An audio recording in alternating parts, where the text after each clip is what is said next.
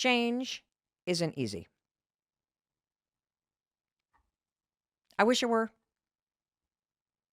I wish it were easy. It is easy to identify friction. It is easy to identify your excuses. It is easy to identify the actions that you need to take.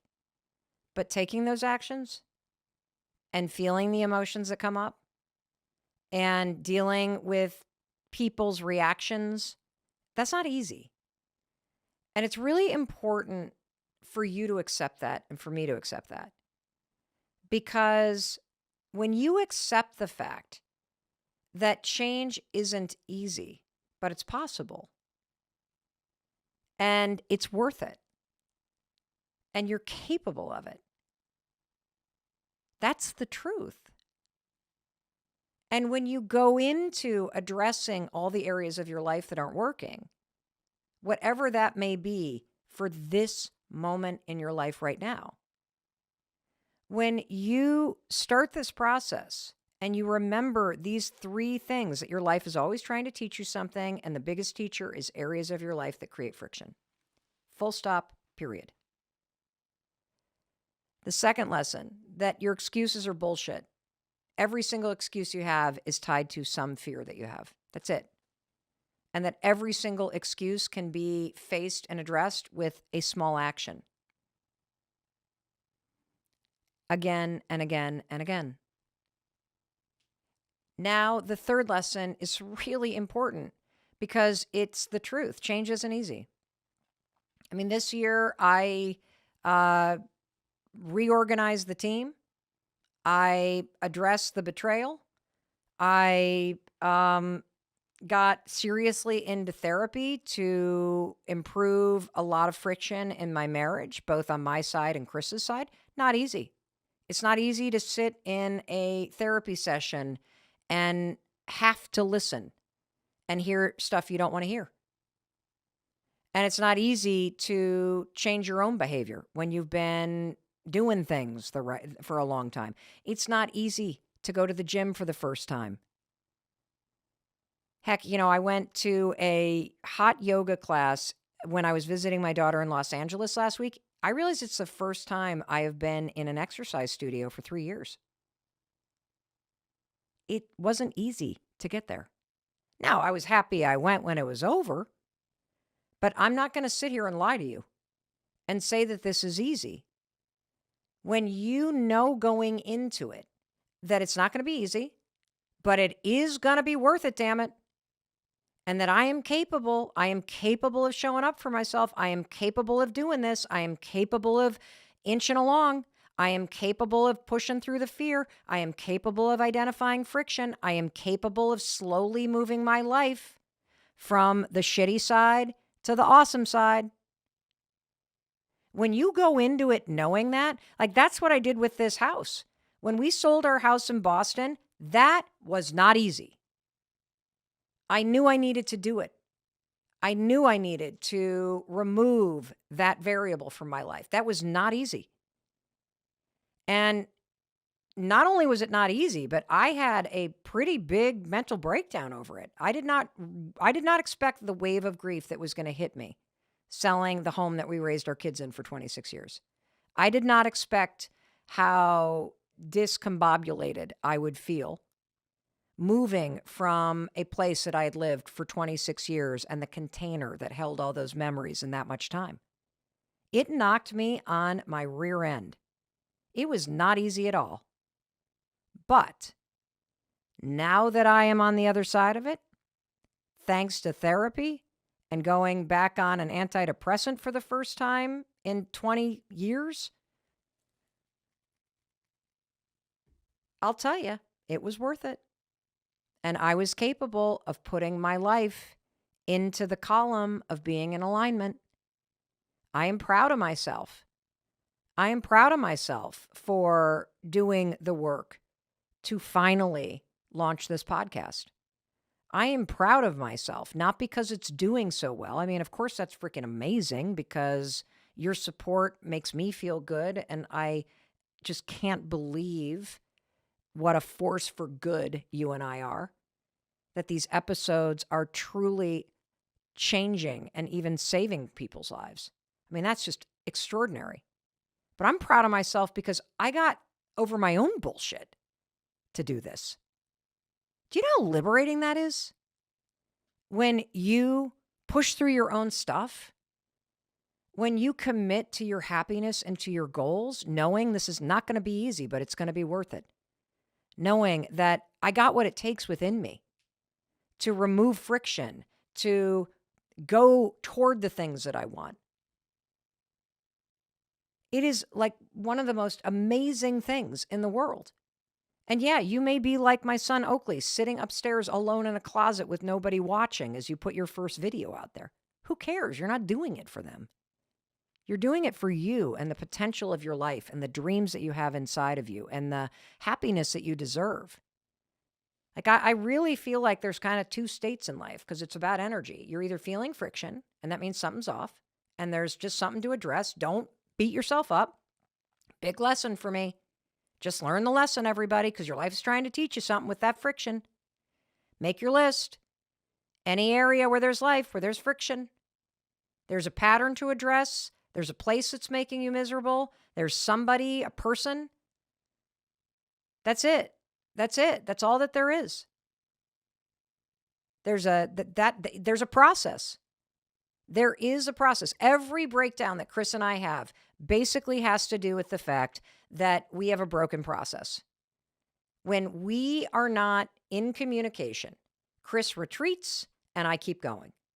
And then Chris feels rejected. He feels taken advantage of. I have no idea because I'm blazing ahead 55 miles an hour. And what is broken is the communication process. Doesn't mean we're bad people. Doesn't mean the marriage sucks. It means there's friction between us because there's a broken process. And so again, this is such a huge invitation. Please, please do not run yourself into a wall the way I did.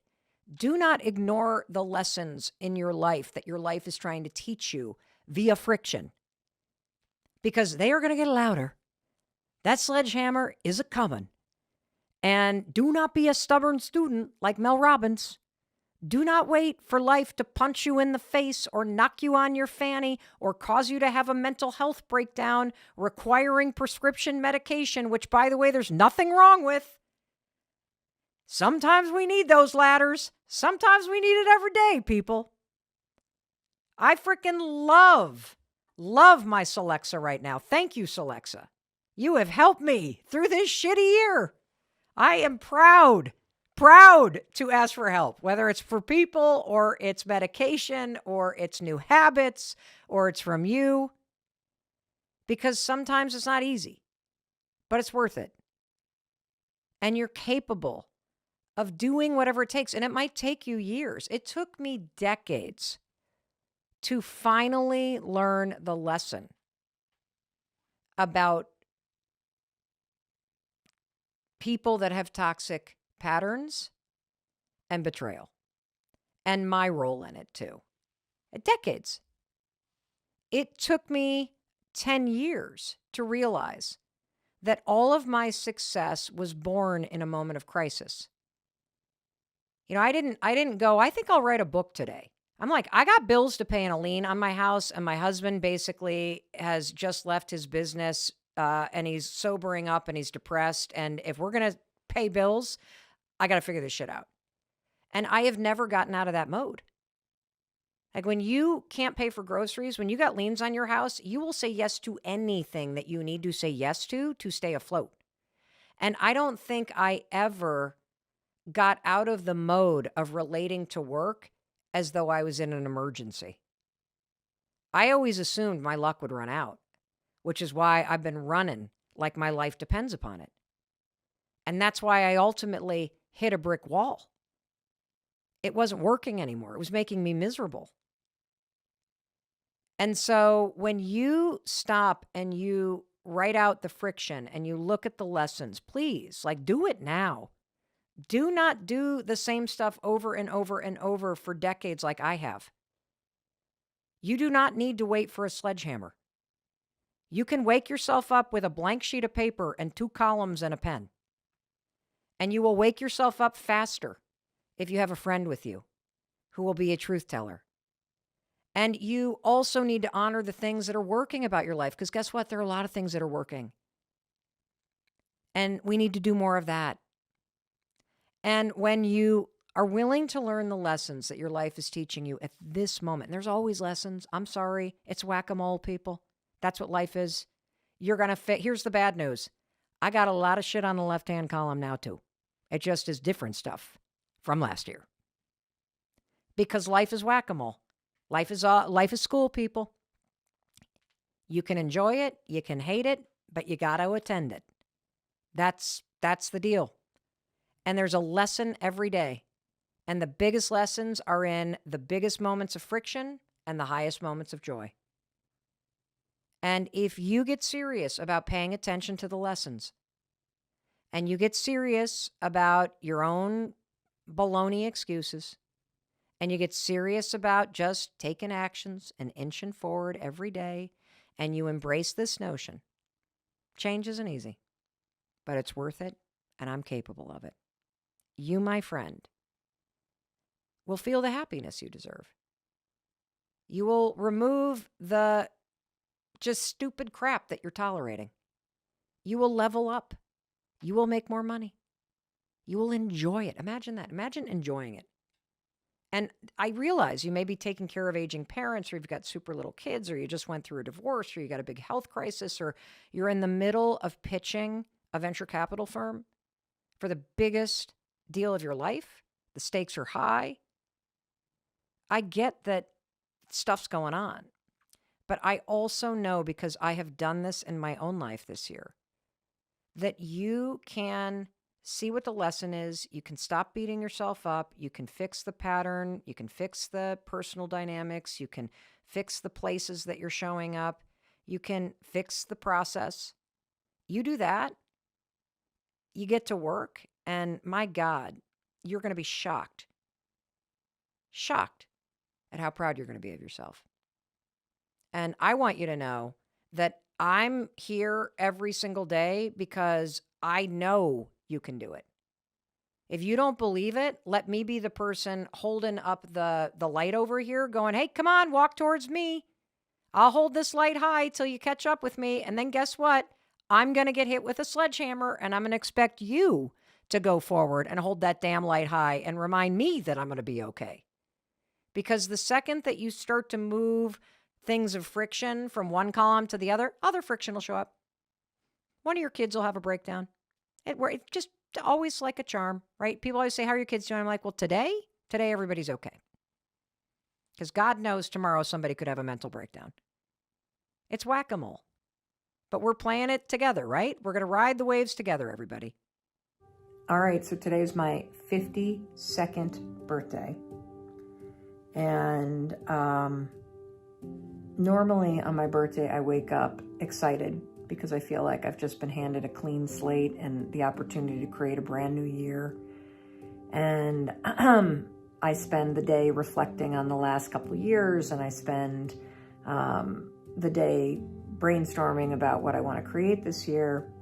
And this year is not a normal year. I did not wake up feeling excited. I woke up feeling lost.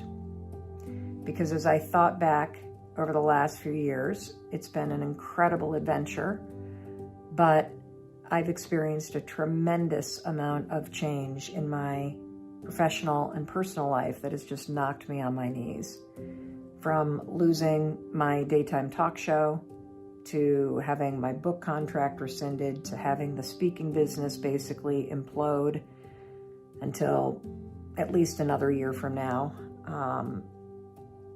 to not being able to be with you face-to-face, to not being able to work with my team face-to-face. I just got rocked.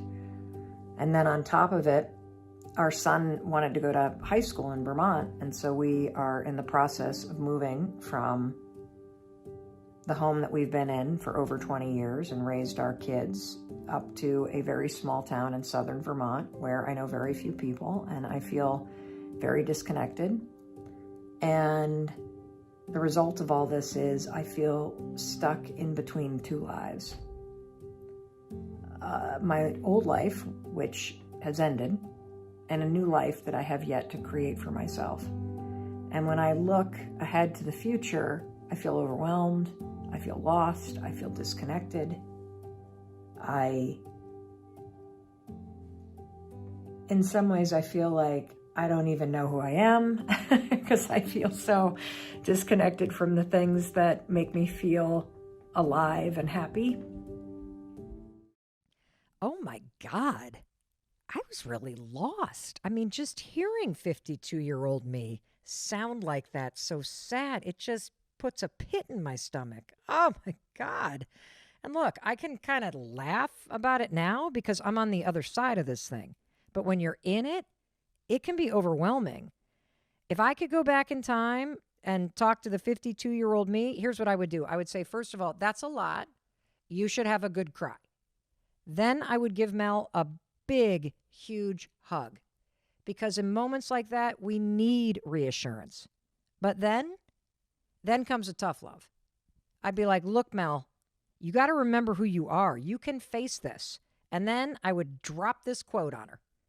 Hey, woman, if you want to fly, you got to give up the shit that weighs you down. Toni Morrison said that, and boy, ain't that the truth. You got to give up the shit that weighs you down. And a lot of times, at least with me, what's weighing me down, it's my own attitude. And I know you can relate to that. I just hate that saying. It is what it is. No, it isn't. It is what you make it to be. The fact is, there is always something you can do to make yourself feel just a little bit better. And when you do something that makes you feel a little better, no matter what's going on, that boost in your mood, that boost in your attitude, it is essential to helping you face any challenge and improve any situation. And even though in that video I felt lost, there were 3 things that I did and that I continued to do over the past 2 years and that I continue to do now, all of which is rooted in research to pick myself back up and face the mess that my life had become. And more importantly, to start doing the work to create the life I wanted. I believe that you are capable of changing. I do. I've just seen too much evidence over the course of my career. Amazing changes that people just like you and me have made.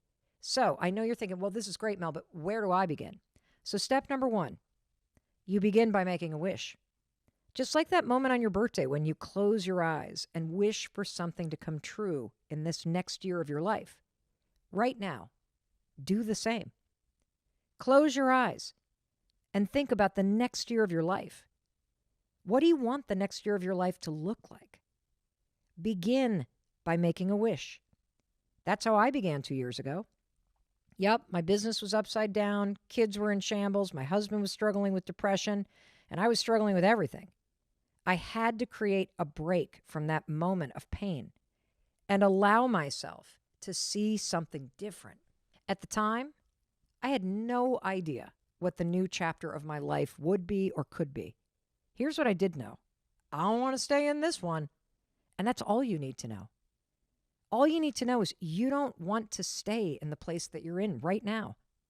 That right there is a wish for something better. If you know what you don't want, it's very easy to change. As soon as you start removing or letting go of things that aren't working, you'll see all new possibilities.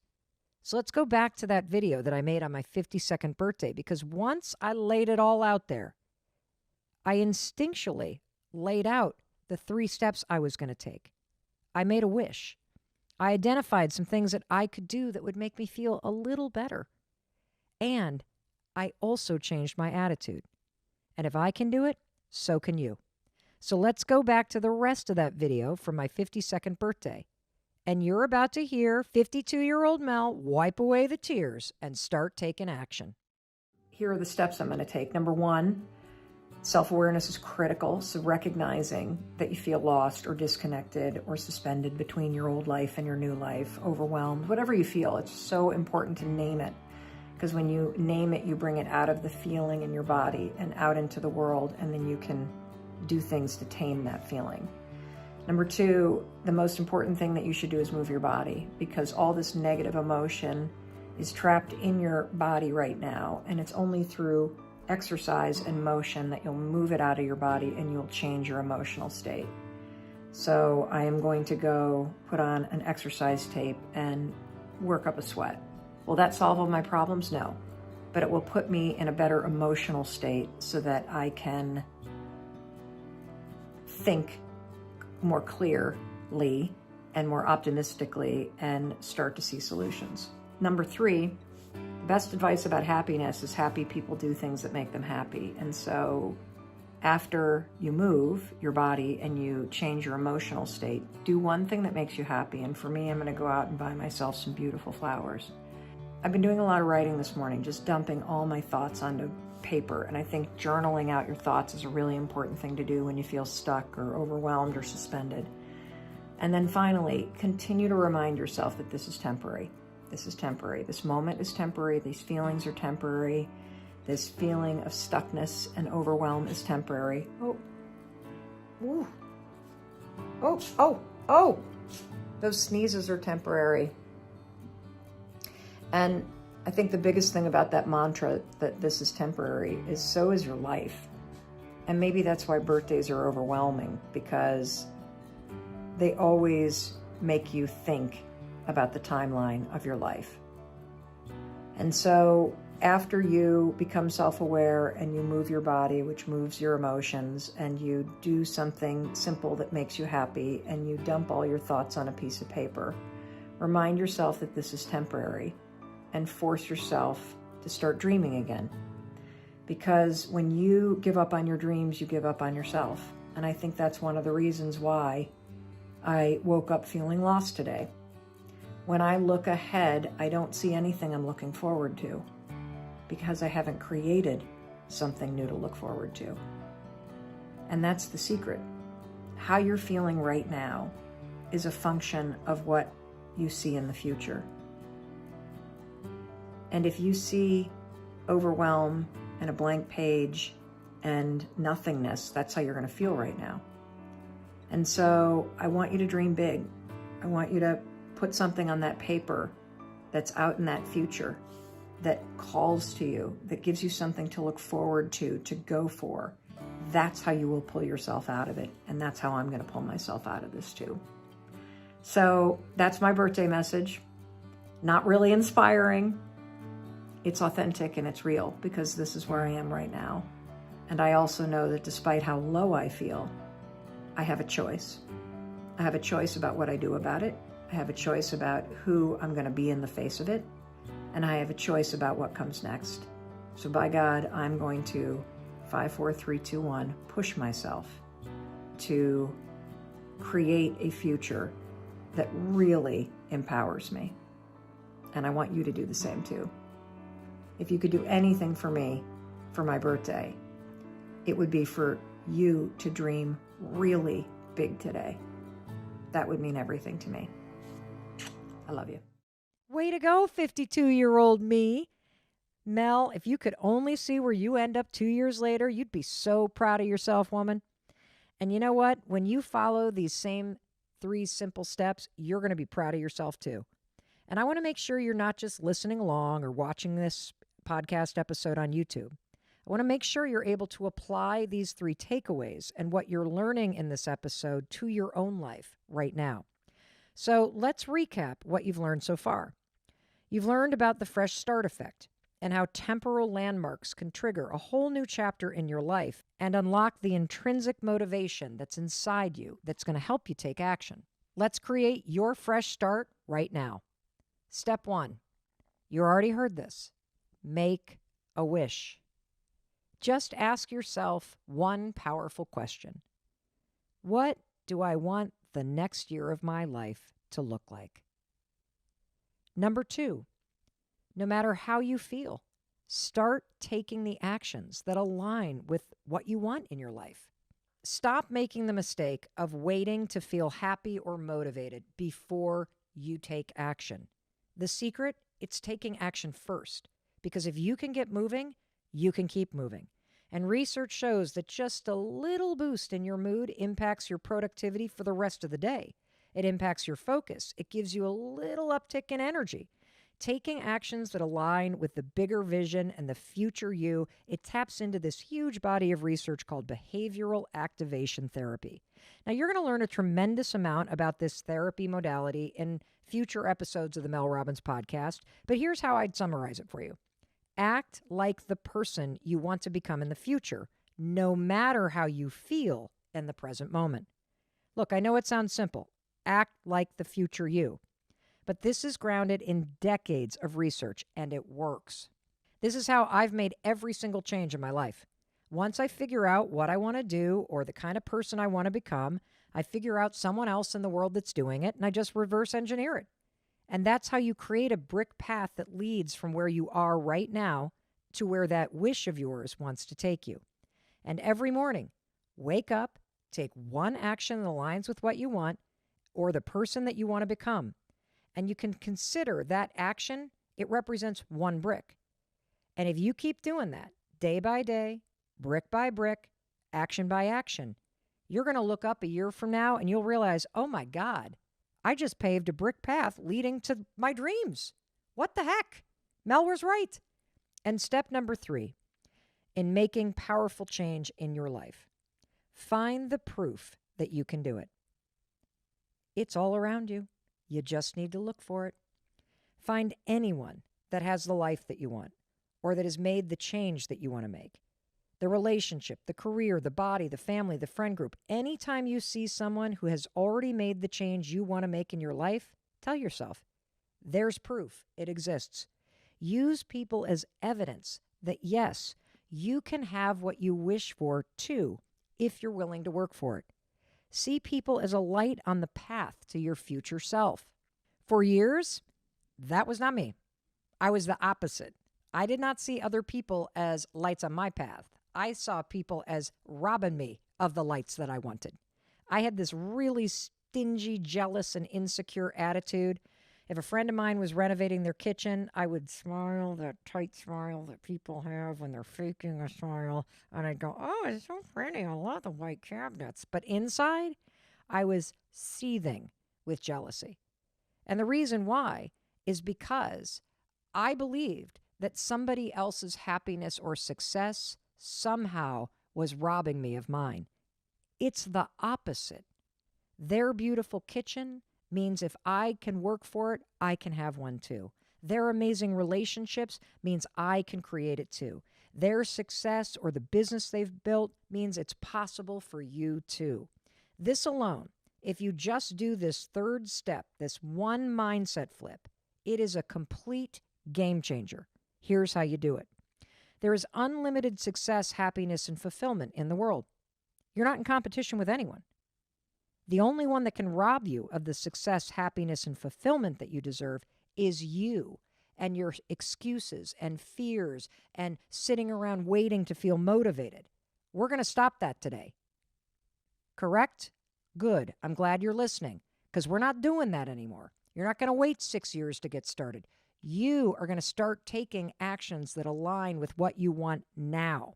And when you see other people as evidence of what's possible for you, as you start seeing them not as extinguishing your light, but lighting the path that you're now walking on, holy cow, talk about throwing gasoline on that internal fire of yours. And by the way, don't you ever forget, you are a light on the path for someone else, and you don't even realize it.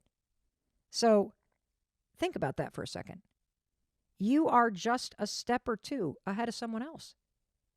I mean, if you've grieved the loss of a loved one, if you've changed your career, if you've survived heartache, if you've sold a family home, if you've reinvented some aspect of your life, if you've lost weight, if you're able to live with depression, if you were the first in your family to graduate from college, your life experience proves to someone else that it's possible for them too.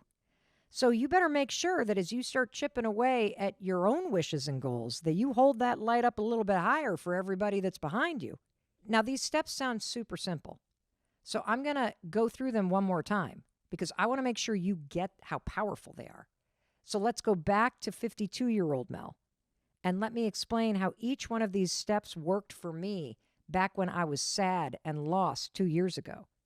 So step number 1, you make a wish.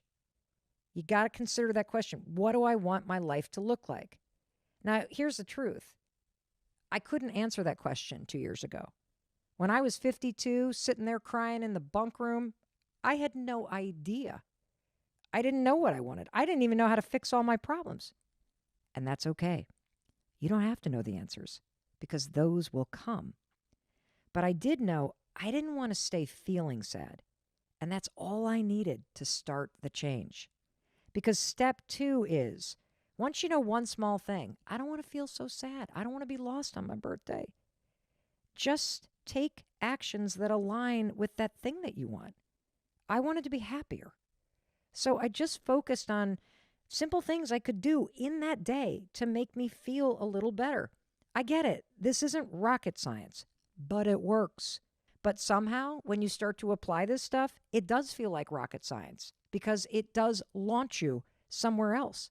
So that day, I exercised. I bought myself flowers. I watched some stand-up comedy specials on TV so I would laugh a little. I just forced myself to do those things, to start walking toward what I wanted, which was just to feel a little happier. And look, this stuff doesn't work overnight. It works over time. And so every day, I just woke up and I kept making myself do the things that made me feel a little better, even though I didn't feel like it. Simple things, exercising, journaling. And I kept on contemplating that question. What do I want my life to look like? And over time, day after day, brick after brick, as I added in positive forward action, aligned with feeling a little happier, and as I started to let go of things that were bringing me tension or sadness or friction, the answers started to emerge. I didn't want to travel so much for work. I didn't want to miss out on my son's high school the way I missed out on our daughter's high school experience. I wanted to get reconnected at a really deep level with my husband. I wanted to have time to see friends again and do things in the community. I didn't want to feel so damn busy and burnt out. And I didn't want to fall asleep with a to-do list on my mind and wake up every morning panic-stricken because of how much I had to get done. I wanted to simplify my life and get serious about being happier and more content in it. And as you ask yourself the question, what do you want your life to look like? Be patient. As I got clearer about what I wanted, and then I aligned my actions with that new vision, I started acting like the person I wanted to become. Simplifying means saying no. It means asking for help. And I chipped away day by day, and I started getting my mental health in order, slowed down, and I created an entirely different relationship with my husband by jumping into therapy. I also started being more present with my kids. And through all these small changes, I realized something bigger. It was time to sell the house that we had raised our kids in for 26 years outside of Boston, Massachusetts, and create a simpler life in southern Vermont. And as I started to say no and put what mattered to me first, I all of a sudden had more time to do what I really wanted, which is to launch this podcast, because I wanted to forge a deeper connection with you. Brick by brick, I laid a path with my actions, and now here I am. And if I can do it, you can do it. And that's why step number 3 is critical. Look for lights on the path. I looked for other people who had simpler business models, who had relationships, and who were doing the fun things that I wanted to do. And I just let them light the way toward the future I wanted. I kept telling myself, if they can do it, I can do it. And if you don't have anyone in your life like that, someone that lights the way for you, let me be that person. Tell yourself, if Mel Robbins can do it, then I can do it, because it's true. I'm living proof that if I can do it, you can do it. Big change starts with small wishes, like I want to feel happier. And tiny actions lead to massive transformation over time. Psychologically speaking, those little daily moves forward that I was making, trying to just be a little bit happier, moving toward the person I really wanted to become, it changes what you believe about yourself. Because doing the small things every single day, especially when you don't feel like it, it proves that you do have a choice about what you do and how you feel. And eventually, as you do the small things that make you feel better and better and better, you will feel better and better and better. And as you see yourself taking these little actions, you start seeing yourself taking control.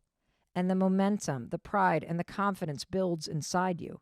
That's what happened to me. And I know the same will be true for you. And I have proof that this works. So yesterday, check this out. I got an email from a woman named Danielle. And guess what she was writing me about? She was writing to tell me about a year ago, she stumbled upon, guess what video? Yeah, you guessed it. The one I made on my 52nd birthday. I mean, come on, what are the odds? I was about to start taping an episode about the same video, and now suddenly I'm getting an email from a stranger telling me, oh, by the way, Mel, I saw that video on your 52nd birthday and I followed the steps in it, and now my life has changed. What are the odds? Those are magical. And I always pay attention to that kind of stuff. So I reached out to her. I talked to her on the phone. And now I want you to listen to her read the email she sent to me yesterday. I just love this kind of stuff because it all connects. And before I play it, I want to warn you that this may be triggering for you to hear. Because when Danielle stumbled upon that 52nd birthday video of mine, she was in a way worse place than I was up in that bunk room. She was thinking of ending her life. Your birthday saved my life. The video you made on your 52nd birthday was the first Mel video I had ever seen. And it was the last day of my life, or it would have been. A couple of years previously, I had made a pact with one of my best friends that if either one of us were thinking about suicide, we would call one another. And we would talk as long as we needed. And at the end of the talk I had with him the night before, he made me promise him that I would give my life 24 more hours. Because a day can change everything, is what he said. And the next day, late afternoon, waiting for night to come, YouTube said I should watch your video. And I promised my friend 24 hours more, which I spent largely watching your videos. And I'm still here. And it sounds a little bit even silly, but I remember at one point in the video when she just, she got to the point where she had laid it all out there, how she feels and what's going on, that she said, so this is what I'm going to do. I'm going to go out and I'm going to buy myself some flowers. And I was like, okay, I get that. Happiness isn't like a goal that like once you've completed all these things in your life that are wrong with it, then you're allowed to be happy. It's something that you actually have to try to do every day. And you can't just do this one little thing and that can make today better than it was. I mean, come on now. Don't you just love Danielle? And look, over the past year, Danielle has been slowly chipping away at creating a better life. Just like I have for these past 2 years, and just like you're going to do now that you've listened to this episode. See, doing the little things every single day that align with where you're going and who you want to become, that's the secret. It works. The bottom line is, you have the power to change your life, period. You have to act like the person you want to become before you feel like that person. And if I can do it, you can do it. Plain and simple. There are things that are locked in your heart and your mind and soul that are calling to you. Stop denying it. There are changes that you want to make. Stop ignoring those changes. The whole point of this episode is to get you to not only believe that change is possible for you, but to start taking the steps to make the change a reality.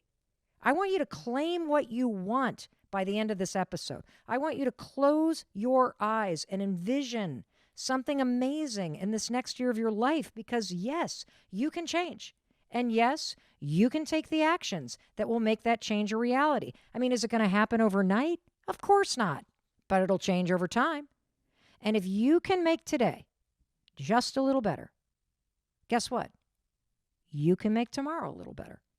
And if you can have a better day, then you can have a better week. And if you can have a better week, you can have a better month. And those months lead ultimately down the path to the life that you envision for yourself. You deserve to be happy. And I believe that you're listening to this episode right now with Mel Robbins because you are meant to. I mean, think you could have picked a million other episodes, but you are on this one right now with me. Why? Because you're supposed to hear this at this exact moment in your life. You needed the reminder that there is something bigger that is meant for you.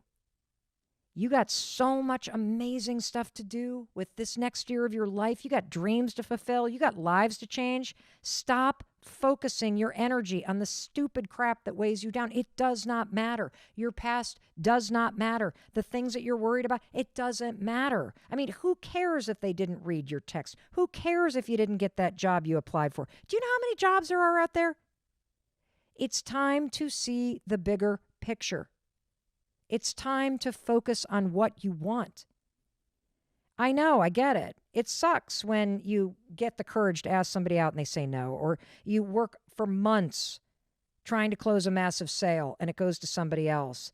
And it's an awful feeling to wake up and have the depression be overwhelming. And you're not going to feel like kicking ass today.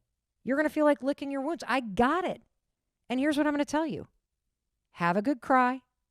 Give yourself a hug. And then dig deep and let Mel Robbins remind you of who you are. There is power inside of you to face this and to make it better. And you know it. In those moments when you feel like you just got punched in the gut, you have power within you. You have the ability to create this fresh start, to close your eyes, to envision what you want instead of surviving through what you have. On those mornings when you wake up with the weight of the world on your shoulders, wake up and get your ass out of bed. Get dressed, get yourself out the door, and do the things that make you feel slightly better. Start acting like the person you want to become instead of the person you are today. Start taking actions that align with what you want in your life. It's only when you start to act before you feel ready that this turns around. I get it. You should have landed the funding. You did deserve the job. It does blow when you don't get into your dream school and your best friend does. But you know what? That's not going to stop you from getting what you want because you are going to pick yourself back up. You know that this is going to pass. You know that through your actions and your attitude, you can change where you're at. And you know that you can make yourself feel a little bit better no matter what you're facing. And you can't tell me otherwise. Every single day when you wake up, the clock resets, the past expires, and the future, it is yours to create. There is an open road. There is a blank page. There is a wish that you need to turn into a reality. Today is a gift. And you get to decide what you're going to do with that gift. Is it one day or day one? You decide. You decide with the actions you take today. You can change. And today is the day to prove it to yourself. So go do it. Being kinder to yourself, learning how to accept and love yourself. It is the biggest mover in terms of your happiness, meaning, confidence, all of it. And the sad thing about this study is that habit of being kinder to yourself, of accepting yourself, of loving yourself, it's the one we practice the least. And so today's episode of the Mel Robbins podcast is a deeply personal, encouraging, optimistic, at times funny because it's so relatable and sad, conversation that could change your life. And I'm going to invite you to listen because I'm sure there are aspects of yourself that you hate, or that you trash. I'm sure, like me, you're still working on being kinder to yourself and loving yourself. And so there's something here for you. And there's definitely something here for you to share with the high schoolers and college kids and middle schoolers in your life. And the reason why is, it's one thing when adults tell you what to do, but when you hear a kid like Oakley describe in detail the things he hated about himself when he was in 6th grade and 7th grade and 8th grade. These are things I didn't even know that he hated about himself. This is so relatable to other kids and to other young adults that you're going to want to share this with everybody. And by the way that this is going to go is I'm going to bring you into this really personal conversation that Oakley and I had. And then there are going to be times where I stop and I unpack something because there's something profound and deeper going on. Or there'll be times where I stop and I give you more tools that you can use so that you can learn how to love yourself and practice this habit of being kinder to yourself. Because this is exactly what my last book, The High Five Habit, was all about. The science and the research and the habits of learning how to be kind to and cheer for and love yourself. And one final thing that I want to say before we jump into this is I know that many of you are going to write to me about my relationship with Oakley, because that's what happened when you heard the episode where my daughter Kendall and I were talking. The fact is, I do have a really unique relationship with Oak, and it's probably a byproduct of a number of things. First of all, he is our third kid, and you know that you're kind of different with all your kids, so he's the third. He's also got two older sisters who are major oversharers, okay? And so they have not only micromanaged their little brother, they have also dumped all of their own feelings and struggles and everything with him, and they have yanked his stories out of him. On top of that, my husband, Christopher, Oak's dad, is a yoga instructor. He leads a men's retreat called Soul Degree. He's studying to be a death doula. He is a very deep, introspective guy, and that has definitely impacted Oakley. And one final thing, there have been several pretty bad bullying incidents that Oakley has survived, and in each one, I was the one that went barreling in to protect the kid. When he was bullied at this camp, Mama Bear Mel Robbins, I put the pedal to the metal and I floored it 120 miles an hour to that camp and squealed in there and marched into that camp director's office and gave that camp director a new one. And then I ripped my kid out of there.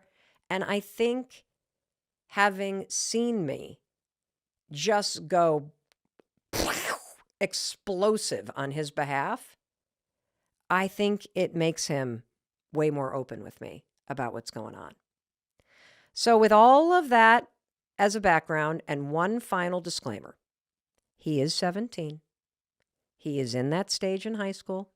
Every kid goes through it, whether they do it in front of you or not. It's the F's stage where they drop the F-bomb all the time and they're all the cool kid. And I made a decision that as he was talking, and he drops the F-bomb here and there, as he was talking, I didn't want to stop the flow. I didn't want to become the corrective mom. I wanted to just let the conversation flow. And so you will hear this 17-year-old drop the F-bomb occasionally, so please do not have the littles around. Protect their little ears. And just know that we edited some of them out, but we left a bunch in because I just wanted you to hear a very honest conversation about self-hatred and self-love between a 17-year-old boy and his mom. All right, let's jump into it. This is really like your debut on the podcast. Feels great. Glad to be here. Okay. I'm glad you're here too. Thanks for having me. You're welcome. So I want to talk to you about the topic of self-love because the majority of people struggle with accepting, liking, and loving themselves. Right. And you are 17 years old, and you seem to have had a profound breakthrough, truly, authentically liking and loving yourself. And I was not like that at 17. At 17, I freaking hated myself. And I have not truly started learning all about self-acceptance and self-kindness and self-love until the last couple of years. And so I want to know, was there a moment that you had an epiphany or like what freaking happened? Yeah, I'd love to tell you. Okay. So maybe you should give everybody a little background of Oakley before he loved himself. Okay. So to give context, 13, I feel like you start to become very self-conscious, like 11, and so on. Like 11, like 13 is when it really, like 11 to 13 is when it starts. Yep. I think that's when it begins. So I'd say that I started to be a little self-conscious when I was 13. I had very short hair, like so short to the point where it wasn't even curly like it is now. It was blue and red and bleach and pink, and it was every color. It was every color. Why was it every color? Because I really wanted to just do that. I woke up one day and I was like, I want that. I want that. And then like a few months later, I was like, oh my God, I don't want this. And I couldn't do anything about it because my whole head was literally a different color. So I think that's when I started to be like, oh, like, I don't know. Like, I'm not liking myself right now. And also like, I feel like I was definitely struggling with weight issue. I don't know. I'd look at myself and look at others. I was 13. It was weird. Yeah, but what would you look in the mirror and see? Chubby cheeks, double chin, man boobs, moobs. Get out of the shower and be like, ugh, no. And I was 13. Like, I was so young. You told me a story once Yeah, about... the jeans. Yeah. Yeah, so 7th grade Oakley, bleached hair, no eyebrows. I didn't have eyebrows.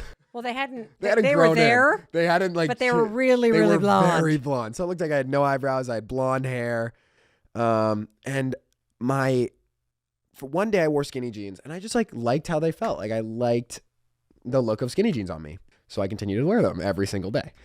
Every single day. Like I remember this. October to like April. And Yep. like, you know that first day in April where it like is just warm enough where you can like not have to wear a sweatshirt or like wear shorts for the first time and you're like, fuck yeah, like winter's over. Yes. And so I'm like, fuck yeah, like winter's over. Like, let me throw on a pair of shorts. And I go to school. I'm so excited. And like, nobody even says good morning. The first thing everybody says is, your legs look so weird.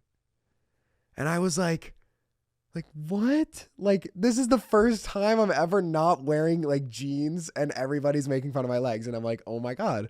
So for the rest of the year, I wore jeans, even in like 70 and 80 degree weather, because I was so worried about people being like, your legs look weird.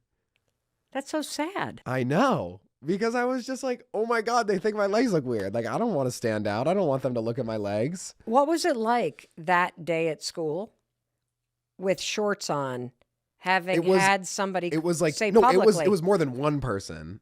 More than multiple people said my legs look weird. It was like, I just wanted to find a pair of jeans. I wanted to find a pair of pants anywhere. I would have fucking taken anything. I would have worn leggings. Like, I don't care. Give me literally anything other than shorts and I will be fine. But I just like, I didn't even want, it's not that I wanted to leave. I just like wanted to get the attention away from myself and I had no idea what to do or how to do it. So I just kind of like sat there and thought about it all day. And I was like, my legs do look weird. And like, it's not even because they were like picking on me. It was just like, they've never seen my legs before. But anyways, so very self-conscious, very like, continued into 8th grade. And then What happened? Because this sounds terrible. What changed? Yeah, what changed? Well, Because I think we can all relate to this, where you look in the mirror and you you're focus like- on what you don't like. yeah. You have an experience of just wanting the attention to be off you, or wanting people to accept you, or wanting to fit in. Every single one of us can relate to that jean story, Oakley. And I think we discount how these tiny moments where somebody picks on you or criticizes something about your appearance or your voice or your height or your skin color, how it affects us. It stays with you forever. You know, I can remember, as you're talking, an incident that happened in my life. It was 9th grade, and this movie Flashdance was super popular. Jennifer Beals was the star of it. And I was so in love with that movie that I marched right to my mom's hairdresser and asked them to give me a Jennifer Beals perm. Now, to get curly hair like Jennifer Beals, you had to get layers first, and then I got a perm. I walked out of there, and I looked like a labradoodle. Tight curls, wavy, big moppy perm head. I thought it was fantastic. And so the next day, I go to school, Oak, and I'm wearing a sweatshirt, of course, with my shoulder exposed, because that was the Flashdance dance look. I didn't even take dance classes. I had my bouncy, full, new Jennifer Beals poodle perm, and I walked in, And I'll never forget walking down that hall, just like you with the jeans. It wasn't one person that pointed out the perm. It wasn't one person that laughed. It was like everybody in that hallway. And I went home that night, just like you went home and you never wore shorts again. I went home that night and washed my hair about 25 times to try to wash the perm out, which you actually can't do.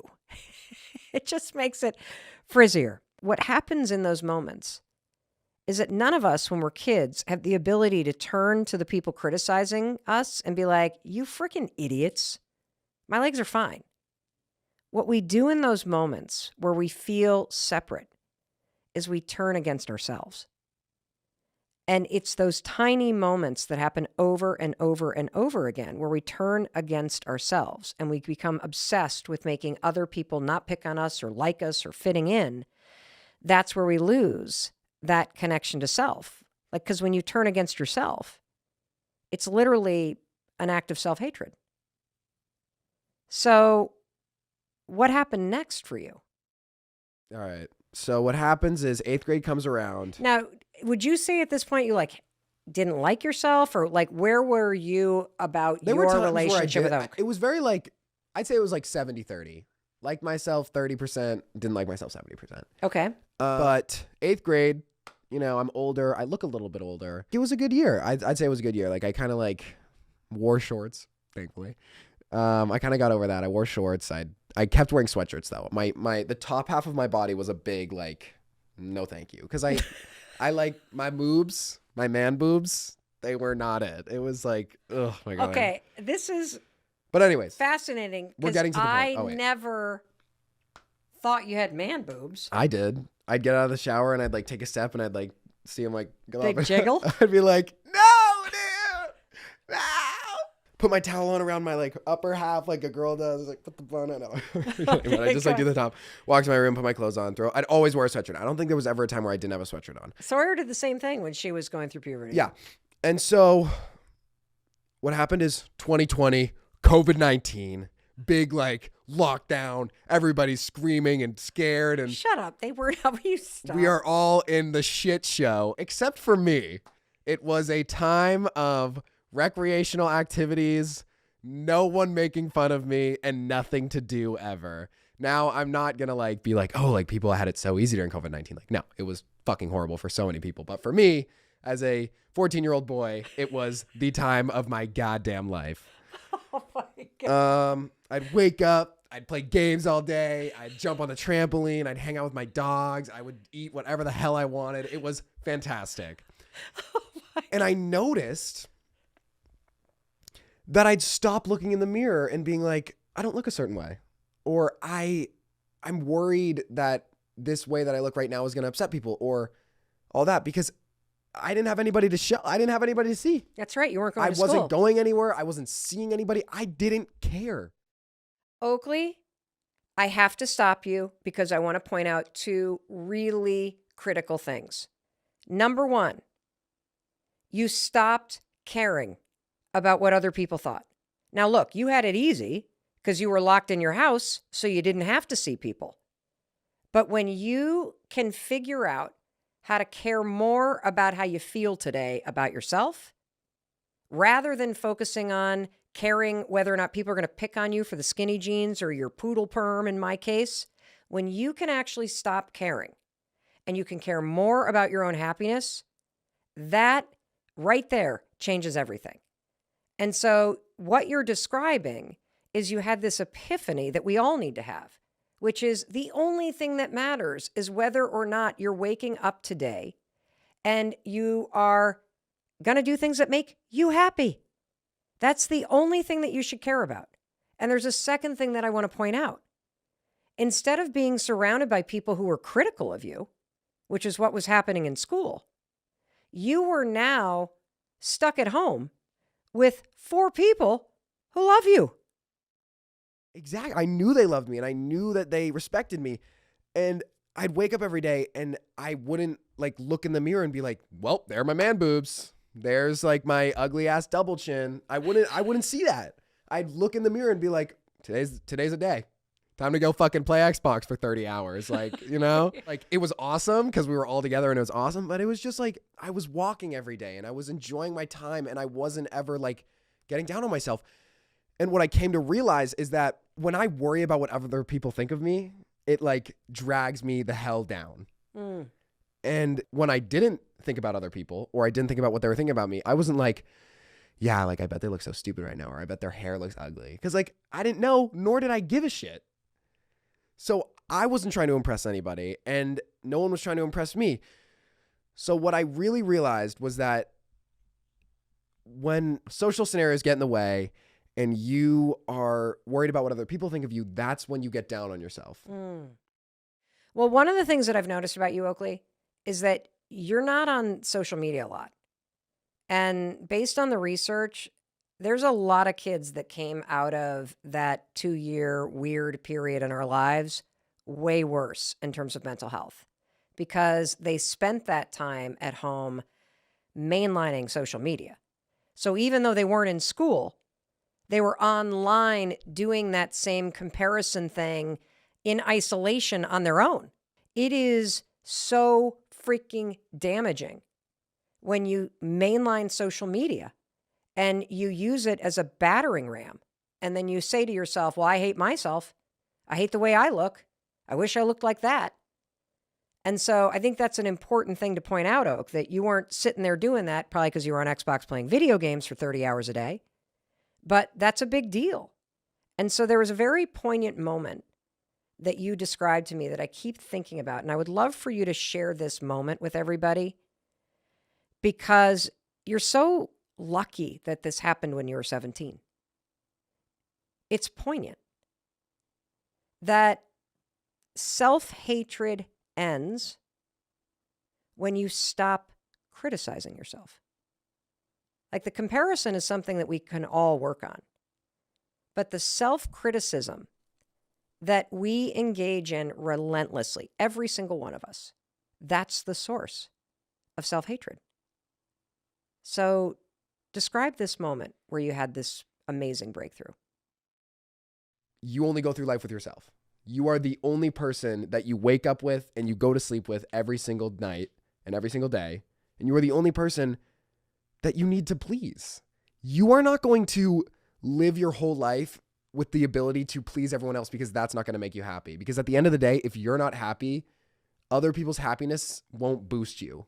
It won't make you feel better. That's a crazy simple way to explain how profound it is when you learn how to accept, be kind to, and eventually love yourself. And you said something to me when we were talking about this that I thought was really like so simple, but also gut-wrenching in its truth, which is when you were removed from the situation of walking into school, where you were worried people are going to pick on you, worried about whether you fit in, trying to get the attention off you, all of this energy pointed at managing this. And it's all energy that is based on the belief that there's something wrong with you. Yeah.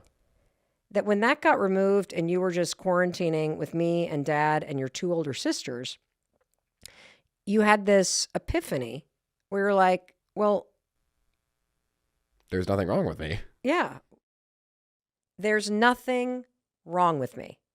Those 5 words, there's nothing wrong with me. That will change your entire life. I mean, just imagine how big of a breakthrough it is if you could wake up every single day and believe there's nothing wrong with me. Because the fact is, there is nothing wrong with you. You know, I spent, God, Oak, 40 plus years of my life waking up every day believing there was something wrong with me. And one of the first things that everybody has to do if they're going to have a breakthrough in self-acceptance and self-kindness, like let's not even go to self-love yet. Let's just start with self-acceptance. You must start to tell yourself, there's nothing wrong with me. There's nothing wrong with me. Like acceptance just means accepting yourself exactly as you are and exactly as you aren't. There's nothing wrong with me. That right there, if you could just do that, would completely change your relationship with yourself. Because we can't stop what other people might say, but you can absolutely alter and reprogram the way you talk to yourself. And so I just want to point out that bar right there, there's nothing wrong with me. If you just flip from constantly looking for what's wrong, and now you start reminding yourself, there's nothing wrong with me. Yeah, there are things that I could improve, of course, but there's nothing wrong with me. That is acceptance right there. And then you had this second epiphany, which is you thought, well, if nothing's wrong with me, why don't I just like myself? What a radical idea. I mean, imagine how much your life changes when you say to yourself, why don't I just like myself? I mean, other people can have opinions, but why don't I just like myself exactly as I am? I mean, I'm a good person. I'm trying hard. What's stopping me from liking myself? I mean, it's a radical question. I mean, what's stopping you from liking yourself? Well, if you're like most of us, you're basically holding some goal out as the thing that you got to do. Like, oh, I'd like myself if I lost 30 pounds. I'd like myself if I didn't have man boobs. I'd like myself if I didn't have bills piled up to the ceiling on my kitchen. I'd like myself if I didn't make all those mistakes. See, that's where we get it all wrong. I'm just talking about self-acceptance here. Because based on the research, you will never, ever feel motivated to change anything for the better if you're bashing yourself all the time. So number one, there's nothing wrong with you. And number two, liking yourself is not going to happen just because you lose the weight. You could make a decision to like yourself exactly where you are, simply because it feels good to like yourself. And also because you deserve that. And you need it. When you like yourself, when you accept yourself as you are, mistakes and all, boils, warts, whatever it is that you got, we all got something. When you feel a little bit better about yourself, an interesting thing happens. Through the self-acceptance first, there's nothing wrong with me. And through a little bit of kindness, why don't I just like myself, or at least treat myself like I like myself? What happens, and I noticed this with you, Oakley, is that you start to act like you like yourself. You start to be kinder to yourself. You start to feel a little bit more motivated. The more you treat yourself as if you like yourself, the more other people can have their opinions, but your opinion is that you think you're a pretty good person and you treat yourself kindly, and then it starts to snowball from there. So imagine if you realize that the only thing that's stopping you from liking yourself is your own judgment. That means that you have the power to remove the judgment and add in kindness. And that changes everything. And that's not only something that makes a lot of sense, Oak. There's a lot of research around this. That when you accept yourself and you're kinder to yourself, that you start to take better care of yourself. Like when you look in the mirror and you're like, oh, I hate my man boobs. Do you feel motivated to do so? No, of course not. That's why I can't make a difference with you, because the lack of motivation comes from your self-criticism. And so this whole thing hinges on acceptance first and then kindness towards self. That's exactly how everything changes. And I watched that happen with you, Oak. Yeah, why not just like yourself? Well, that brings me to something. So I want to read to you a question from somebody that listens to the podcast. Okay. Corinne Schillinger. She says, it's great advice, but here's the deal. Everyone says love yourself, accept yourself, validate yourself. These are general terms. No one actually knows what that means. What does loving yourself actually look like? What does that mean in our everyday lives? Please do an episode about what loving, accepting, and validating yourself looks like, feels like, specific examples. So many people are frustrated and find themselves confused by the advice, love yourself. So Well, what does that mean? And give specific examples of what you do. it is an incredibly broad term. Just Yes. love yourself. So easy to say. But I personally think that loving yourself is different for everybody. Everybody's going to love themselves in a different way. The way I like myself is, I feel like there's always little things. There's always little things about yourself that you can find that you Okay. like. So number one, find something little. You know, it doesn't have to be big. Doesn't have to be big. It So could be like give us 3 examples of little things you like or love about yourself. right now. Yes. I haven't looked at a mirror recently, but I think I like my hair right now. Pretty Okay. sure I like my hair right now. Okay. We'll check the footage later. Let's see here. I'm liking my smile right now. I really like my smile. And I'm also liking like who I am in my friend group right now. How the hell does something so simple work, Mel? I mean, come on, for real? 5, 4, 3, 2, 1. Well, let me get you into action, okay? Because when you try this thing, you're going to experience the change yourself. One of the reasons why this is so powerful is because your brain has one job, and that is to keep you alive, which means your brain will resist any kind of new change you want to make. And the thing I'm going to have you do is going to make you feel this resistance. And it's important for you to realize that this is part of your wiring. You're never going to not have to push yourself to do things when you don't feel like it. Like, this is just a fact of life. In fact, one of the hardest things for us all to do is to start something new. And there's a scientific reason why. The reason why is because pushing yourself to do something, whether it's pushing yourself to get to the gym, or pushing yourself to change a habit, or pushing yourself to stay sober, or pushing yourself to speak up more, or pushing yourself to express your boundaries, right? Or make the cold calls that are going to make you more money. All of that requires you to go from doing one thing, like scrolling on your phone or sitting on the couch, to doing something different. You have to summon something called activation energy. You have to activate the movement inside of you. One of the coolest things about why the 5-second rule works is the counting itself is an action. So it's almost like the little Trojan horse.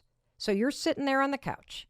You know you need to go for a run, but it's raining and it's cold and you don't feel like it.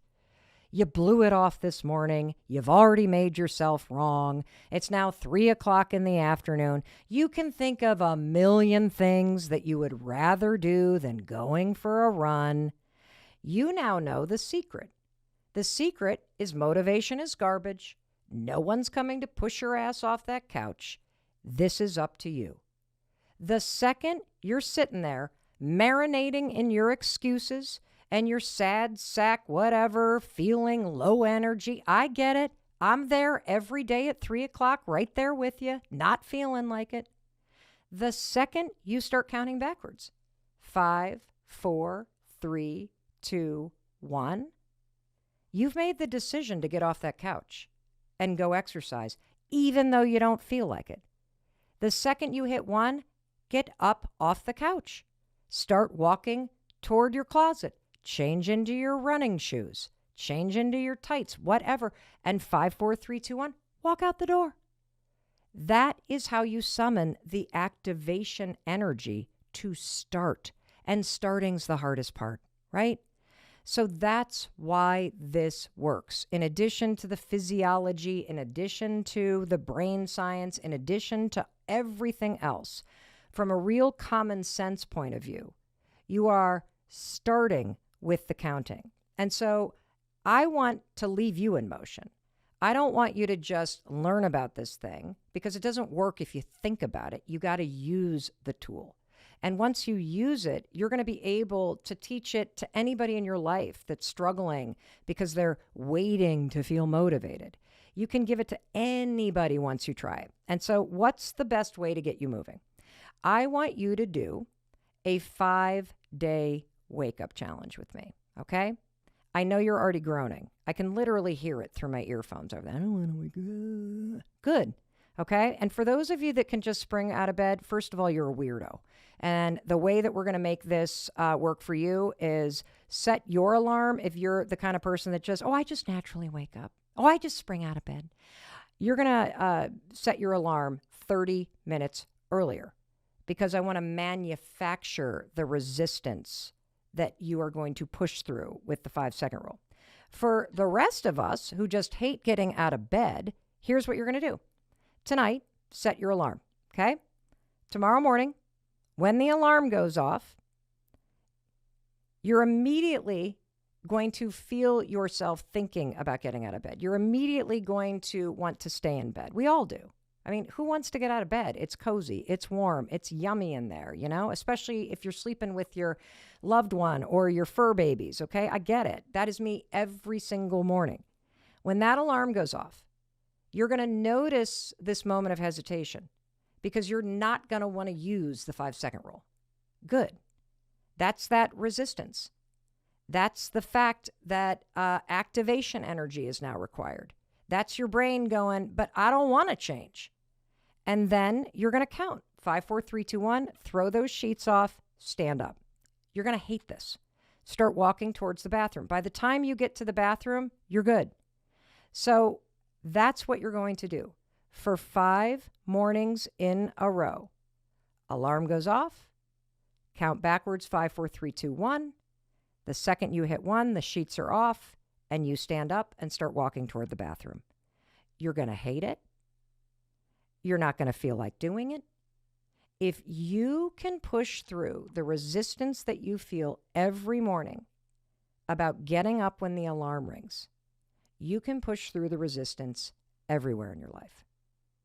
You are building a muscle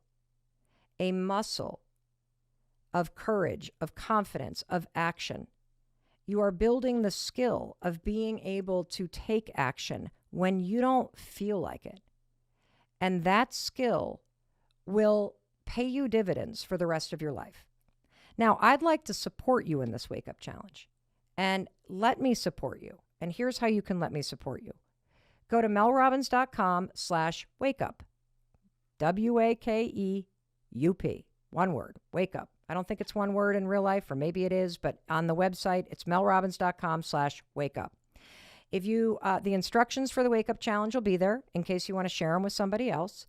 And more importantly, if you share your email with me, don't worry, I'm not going to put you in some I'm not going to sell your name to anybody. I just want to support you.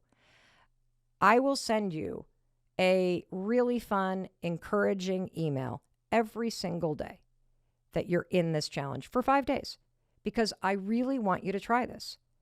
And I want you to try this because, the 5-second rule, I'm so passionate about it, not because of my experience. I'm passionate about it because of the experience of millions of people around the world who have used the 5-second rule first to get out of bed and then to go on to make amazing, courageous, incredible changes in their life. And the same is going to be true for you. But it's only true if you're willing to push yourself. And here's the interesting thing about this challenge. Notice you don't feel like doing the Wake Up Challenge. What, are you waiting to feel motivated to do it? I mean, isn't that the whole point of what we've been talking about? In order to get what you want, you got to push yourself to act before you're ready, before you feel like it. I mean, what's the worst thing that could happen? That you try it for 5 days and then you go back to hitting the snooze button? I think something incredible will happen when you place a bet on yourself, when you allow me to support you by sending you these emails. I believe that if you were to practice pushing through the resistance 5 mornings in a row, and it sounds simple, it is not easy. I think you would be surprised by how good you feel about yourself and the ripple effect that it creates in your life. That's what I believe is going to happen, and I can't wait to support you in it. You are one decision away from a different life, a better life. And yes, it's not going to change overnight. It changes through those decisions that you're making that add up over time. I hope you find the courage to make the decision that's going to change your life today. I'm asking you to 54321. Sign up for that Wake Up Challenge. melrobbins.com/wake up, and let me support you. When you start making courageous decisions, when you start pushing yourself forward, when you start going for bigger things, when you stop thinking and you start doing, are you going to fail? Probably. Will you mess up? I sure do. That's okay. I want you to just keep waking up every single morning, 54321, and show up for yourself again. Because it's what you do after you fail. It's what you do in those moments when you don't feel like it. It's those moments when you push yourself that matters most. Do not waste another day of your life waiting, wishing, or hoping motivation comes. All the things you desire are right in front of you. They're waiting for you to push through all of that resistance and self-doubt and walk toward what you want. No matter how old you are or what's happened in your life, you can achieve the life you want. I'm sorry, you don't have to believe it. I've got enough confidence in this fact to believe for you until you catch up. I have way too much evidence, having seen the lives of millions of people change through these small decisions, to know that yes, you can change your life too. You have dreams to fulfill. You've got a world to change. You've got a life to live. So I want you to get your butt out there and 54321, go do it. I will see you in the Wake Up Challenge. I will see you in the next episode. And I am so excited to be kicking off this whole new chapter of my life with you. Thank you for being here. And more importantly, thank you for trying this, because thinking about this tool is not going to change your life. Motivation is garbage. No one's coming, but you got everything inside you that you need. So 54321, go do it. There's nothing wrong with me. Those 5 words, there's nothing wrong with me. That will change your entire life. I mean, just imagine how big of a breakthrough it is if you could wake up every single day and believe there's nothing wrong with me. Because the fact is, there is nothing wrong with you. You know, I spent, Oak, 40 plus years of my life waking up every day believing there was something wrong with me. And one of the first things that everybody has to do if they're going to have a breakthrough in self-acceptance and self-kindness, like, let's not even go to self-love yet. Let's just start with self-acceptance. You must start to tell yourself, there's nothing wrong with me. There's nothing wrong with me. Like, acceptance just means accepting yourself exactly as you are and exactly as you aren't. There's nothing wrong with me. That right there, if you could just do that, would completely change your relationship with yourself. Because we can't stop what other people might say, but you can absolutely alter and reprogram the way you talk to yourself. And so I just want to point out that bar right there, there's nothing wrong with me. If you just flip from constantly looking for what's wrong, and now you start reminding yourself, there's nothing wrong with me. Yeah, there are things that I could improve, of course, but there's nothing wrong with me. That is acceptance right there. And then you had this second epiphany, which is you thought, well, if nothing's wrong with me, why don't I just like myself? What a radical idea. I mean, imagine how much your life changes when you say to yourself, why don't I just like myself? I mean, other people can have opinions, but why don't I just like myself exactly as I am? I mean, I'm a good person. I'm trying hard. What's stopping me from liking myself? I mean, it's a radical question. I mean, what's stopping you from liking yourself? Well, if you're like most of us, you're basically holding some goal out as the thing that you got to do. Like, oh, I'd like myself if I lost 30 pounds. I'd like myself if I didn't have man boobs. I'd like myself if I didn't have bills piled up to the ceiling on my kitchen. I'd like myself if I didn't make all those mistakes. See, that's where we get it all wrong. I'm just talking about self-acceptance here. Because based on the research, you will never, ever feel motivated to change anything for the better if you're bashing yourself all the time. So number one, there's nothing wrong with you.